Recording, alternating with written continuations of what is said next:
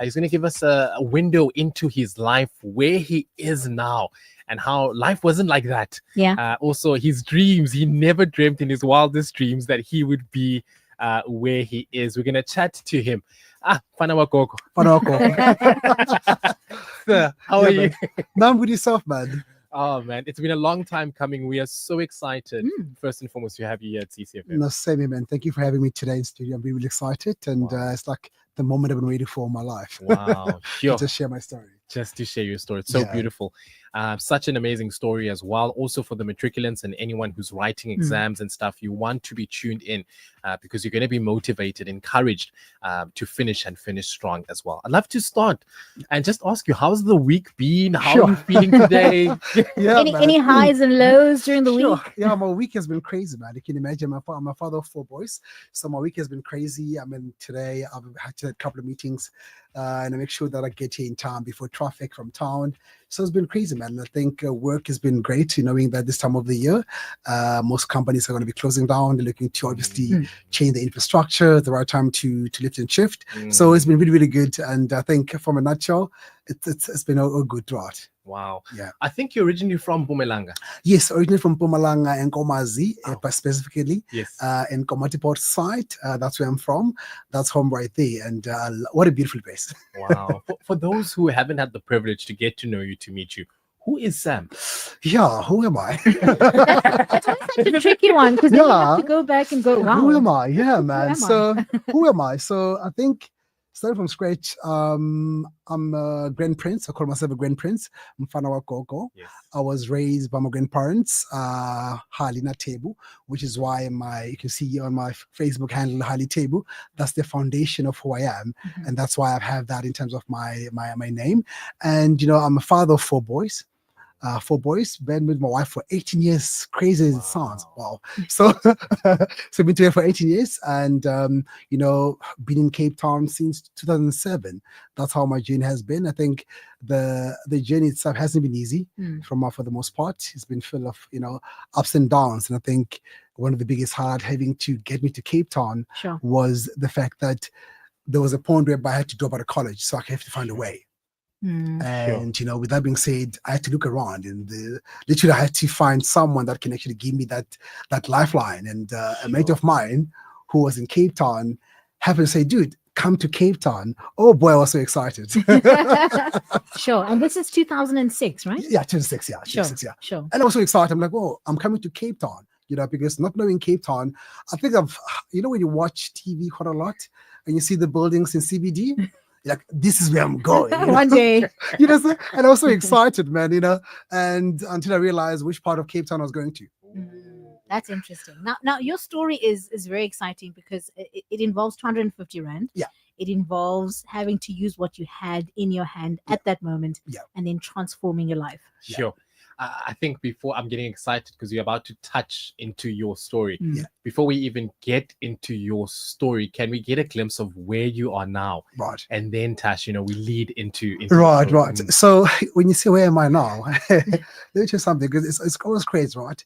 Because I used to be a petrol attendant. Wow. Right? Sure. And today I'm an IT consultant for one of the biggest firm in the world in terms of software in the IT space, which again, it's not about where you start.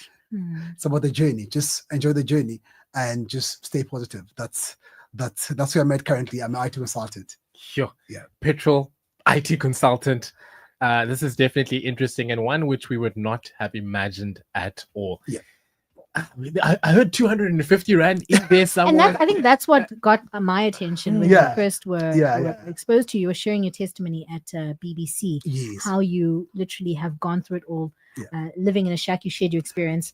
Living in a shack, not having much, and then having to use this 250 Rand. What is so significant about this 250 Rand? Right. Thank you for that question. 250. I always say the journey of 250 to the unknown, right? That was the amount which my grandparents gave me when I was coming to Cape Town. That is all I had in my pocket. And having that, I had to make sure that I use this to kickstart my life. So can you imagine, it's like, yes, 250, go build a life for yourself in a foreign province. Because I'm coming from Mpumalanga, right, into Cape Town. I know only my friend, but I only had 250 in my pocket, not knowing what what's on the other side Sure. of Cape Town. And for me, that 250 story, it's what defines it because it's where I come from. It's all I had when I got into Cape Town. And with that being said, I had to build from that 250 to be where I am today. Practically, how does that look? Because maybe someone's sitting going, how? Yeah, how Did you make that work? I know it's so crazy. So I've always been someone who's always positive. And I always believe in God. Without God, nothing can happen. And when you put God first, He makes the impossible possible. If that makes sense, Yes, right? yeah. Because God is powerful, and I think God puts you in a place where He wants you to be. Because I would tell you this: at a time when I dropped out of college, which was when I was at home after matric, I thought my life was over. Sure. I figured, what am I going to do now? But God decided, hang on, I don't want you here. I want to move you from where you are to Cape Town. Never imagined that, right? Now I'm in Cape Town. How do I then make that 250 work for me? So what was crazy, that 250, I was able to make a CV out of that, start doing my CVs off.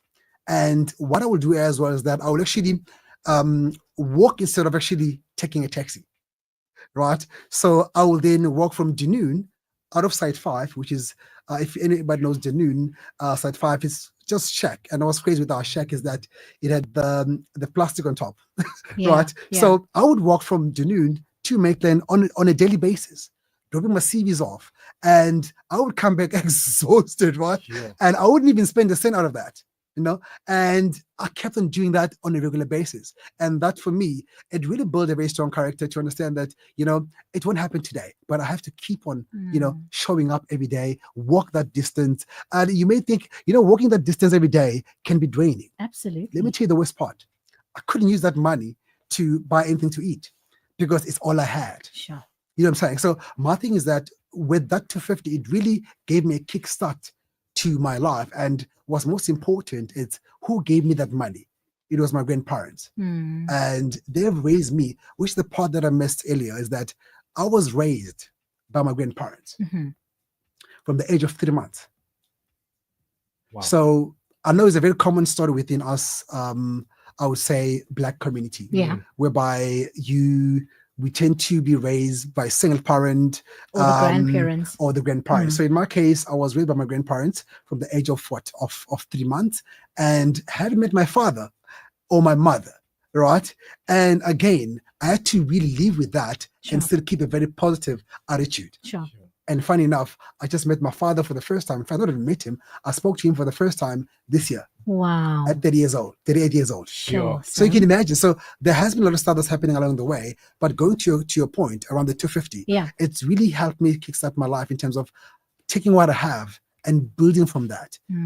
As I was walking to drop my CVs off, I had a part-time job which helped me get started as I'm dropping the CVs off. And from there, I got another part-time job, which I now worked as a petrol attendant. Right. In that journey. So funny enough, I use the part-time job money to actually pay. There's an academy called, I don't know if I can mention it. There's an academy that's based somewhere, which they do training of petrol attendant. Yes. So what I've done is that I used that 250, dropping CVs off. I was able to get a part-time job to go offload a truck somewhere in Motaga Gardens. And when I got that money, I used that money to actually register with these guys to actually train as a petrol attendant. Wow. So thereafter, they're able to place me at the petrol station where I can work. So that's how this whole thing started. Sure. While I was there, I'm like, I don't deserve to be here. Don't get me wrong. I felt like I could do more with my life. And if you as a person, you feel like, I think I deserve more, it means you deserve more. And you deserve more, and you have to do more, and you have to take action to get you to where you want to be. So that's when the idea of actually starting to learn about IT started, having to work night shift, study day shift. It was tiring, but it was worth it. The thing is, you could have decided to stay in Mpumalanga, and be comfortable, and your story would not have turned out what it is today, right? Would you agree? Definitely, 100%. If I had stayed there, it would have been worse. Sure. That's the honest truth. Because sometimes we love comfort zone. Yeah. It was so scary for me. But I realized that if I don't move, nothing's going to change. Yeah. So as a person, wherever you are in life, if you don't move, you don't take action to change it, it's never going to change. And I think I've learned at an early age to be self-reliant. To know that no one is coming for me. as I said, I was all by myself. Imagine at the time, I think I was like 18, 19 years old. I was actually 19 years old when I got to Cape Town, So at that time, I had to think as to how can I better myself and be able to build up a roadmap as to, I feel like I can do more with my life. And as I said earlier, if you feel in your life you can do more with your life, definitely there's more to it. Sure. Yeah. What was we are live on Facebook as well. Please do go onto Facebook. We are live there, and drop some comments if you have any messages that you'd like to send as well. Mr. Sam, I'd love to find out from you. You are in a situation where your surroundings, you're staying in a shack. Yeah. The environment is very poverty stricken. Yeah. Not a lot of motivating factors to keep you going. What is your biggest why, or your whys, or your motivating factors that are keeping you going? I mean, you're doing day shifts, you're doing night shifts, you're tired, you're exhausted. But you knew that, no, I want to invest because something in you is telling you there's more. Yeah. So what kept you going? What was your big whys? I think the why is important, man. The why in life is very important. And your why has to be big enough to drive you even if you're tired. Yeah. And my why, I think my initial why was my grandparents. These people are the ones who really invested a lot in me. And I was like, you know what? I really want to make my grandmother proud one day. I know they've sacrificed a lot for me, but I want to make them proud one day. And even if I felt like giving up, I couldn't, because I'm like, my why is too big. And the environment that I was in, let me tell you, I told one of my mates this one time, I'm like, dude, I think, you know what? I want to go study. He's like, are you mad? Why would you do that? You've got a job, you're working, you're earning a salary. Why would you do that? I'm like, no, I feel like I'm not to where I want to be. And he's like, no, dude, I think you're going to waste your time. You're going to exhaust yourself. I'm like, no, look, I speak to my manager or my boss at the time to allow me to switch shift from day shift to night shift while I'm studying in the day.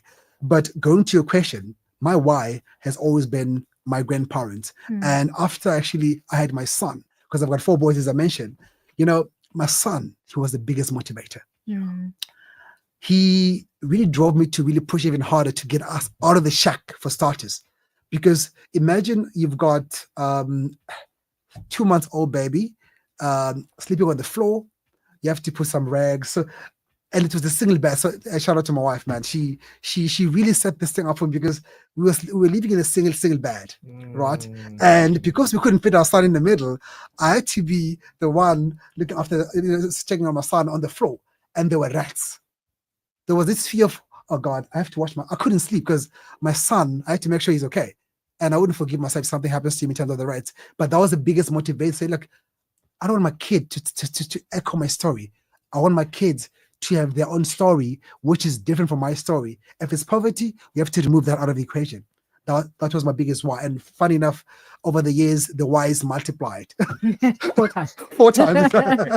Oh, man. We live on Facebook as well as YouTube, chatting to Sam Sindane.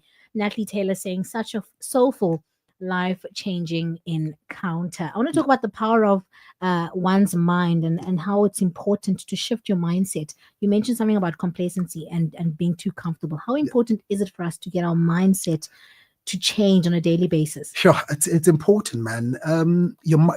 They always say keep your mind loaded, right? Because it's your biggest weapon.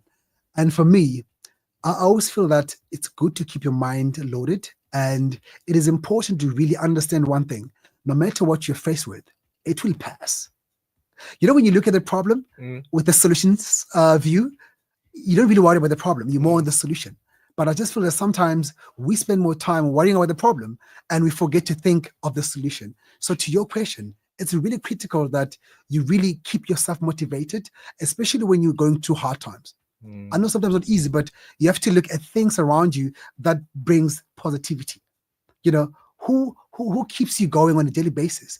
Who will benefit if you make it? Like, for an example, I look at today's society, for example, we find that let me go back to the shack story, right? Because it's relevant to me. You have a mom and a dad, they're living in a shack, right? You're going to school every day as a matriculant or as any other student. What is your why? My why is I would like for my mom and my dad to get out of poverty. That's why I'm going to school. And why should I study my books? Because if I don't, that means we're stuck there forever. If you have that attitude, say, look, I have to do it. If I don't do it, no one else will do it. And for me, it always been that if I don't do it, who else going to do it? And if you are in that situation, you have to find the right attitude and listen to something that will keep you motivated, keep you going. And let me tell you, not every day that you wake up motivated. Someday you'll be down, but you're like, oh man, my why? If I make it, my mom and dad their life will change. If I make it, my mom don't have to go work as a domestic worker every day. She needs to retire early. These kind of motivation for me, I think it's everything. And just on the other point, until we realize, I've asked the guy this other day, I said, do you know why you're going to school? He said, my mom says you go to school. Right? But I'm like, do you realize why? Because you are the beacon of hope to your parents. When they send us to school, they're hoping that one day you would be that person that's going to change the family history. Yeah. You will change the family history for everyone that's coming after Break you. generational curses, yeah. But then one has to say, I'm going to be that person that will change that situation for my family. And for me, as I said, I had 4 boys and I had to make sure that I change my kid's story. And I know for a fact that, even if I'm not around, my kids will tell my story that we had a dad called Sindane, aka Hali Tebu, and here's what he did for us. And for me, that's going to actually, mean a lot for me as well. Sure. 0617981075. Please send through your questions, comments before we wrap up this conversation. Now, Sam, a question that I have for you, it's twofold. The first part, I want to ask you, how important has prayer been in your life as you are going through these challenges that you are facing, currently facing, have been facing, and are going to face? And then after having touched on that, I also want to ask you, for the matriculants and to many students who are currently busy with their exams, I'd love to hear for you your word of encouragement or your message to them as well. You talk of prayer, man. Steve Harvey always say prayer changes things, but you got to believe in prayer. And prayer is the one key you need for anything to be unlocked. And for me, that's what I believe, is that prayer changes things. Can you imagine you are alone in a room? There's no one there for you. What do? You're calling people, no one answers the phone. Pray, because prayer is free. I got here because of prayer. I had to say, when no one is there for me, when my father was not there for me, no, my mother was there for me. May my mother so rest in peace. But I had to stay positive and say, God, I can only trust you. Even today, let me tell you, prayer is the biggest part of my life. When I feel frustrated, I get in a room, I pray. I lock myself in the room, I pray, because I believe that that's the only way I can actually survive any chapter of my life, because he has done it before. He will do it again. Amen. Yeah. Sure. And with the matriculants, word of encouragement, you are your own CEO of your life. And your actions today really set the tone for your future. The time you invest in yourself today, in your books, really set the tone for your future. I think it's important that we take accountability of our future, what we like our life to be. And the best way to do that is to really own up to it, make the time in terms of studying, really believe that, I can do this. Because sometimes we are limited by the resources that we think we don't have, but trusting God is the best thing you can do for yourself, and say, look, God, I may not understand this, but I want to be this person in future. Because just if I've got a few more minutes, I want to just share a quick story about an essay which our teacher gave to us while I was in grade 12. He said, write a story of a 3-pager about life after matric. And I think at the time we never understood why he asked us to do that.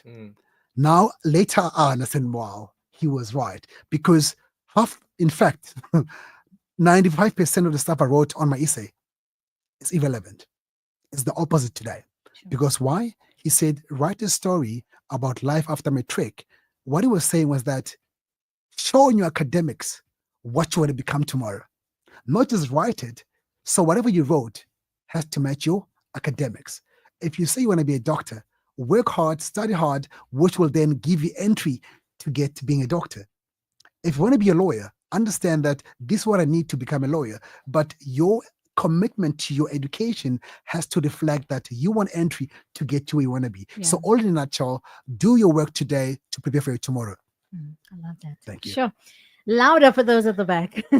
We've got a couple of messages on Facebook very quickly. This one is from a Facebook user. In fact, it's Sandy David saying, keep on keeping on, brother. You will enable many a young person or young people to make conscious decisions to better their lives. God has destined you for such a time as this. Thank you. And then Fortunate coming through as well with his message.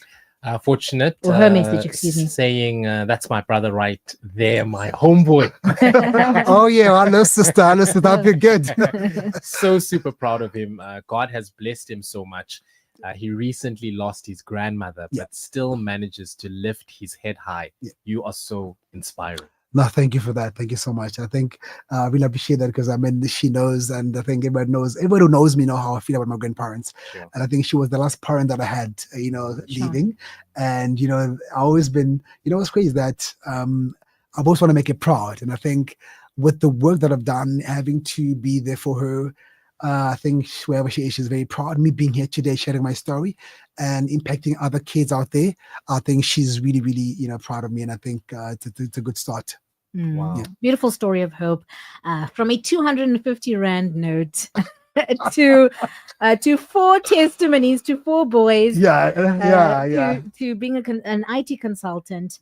God has been so good in your life and it's been evident. Now, for anyone that wants to book you, Sam, to come and speak, at their schools, at their events, maybe at the men's conference, where can they find you on the social space? Oh, yes. So on the social space I'm on Instagram, Hali Tebu. That's my handle. Hali Tebu. Yes. It's HaliThebu.